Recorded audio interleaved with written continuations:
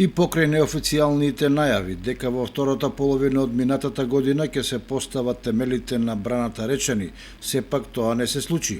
Екс-премиерот Зоран Заев уште при посетата на делницата од експресниот пат Штип-Крупиште најави дека имал разговори со градоначалникот Илиев тоа да се случи во некоја пригодна прилика. Деновиве се најавува можност поставувањето на камен темелник на најголемата водостопанска инвестиција во регионот да се случи во текот на третата декада од јануари. Меѓутоа, ваквите можности се уште никој во општината не ги потврдува, ниту пак демантира. Како да се чека да се искоординираат централните и локалните фактори за да се означи официјалниот почеток на изградбата на акумулацијата со капацитет од 20 милиони кубици вода.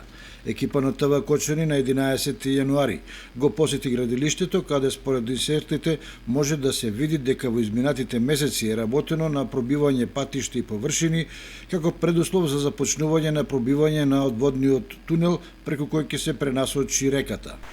Се наоѓаме точно на местото каде што Бела река и Црна река се влеваат едната во другата. Одовде надолу се создава Масалница или Оризарска река.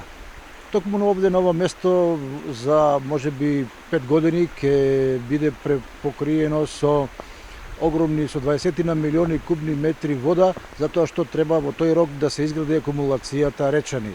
Денешниот саботен ден овде е неработен, веројатно затоа што не идовме на механизација и на работници кои се ангажирани околу пробивање на тунелот, каде што треба да се пренасочи реката за да може да се извршуваат градежните работи.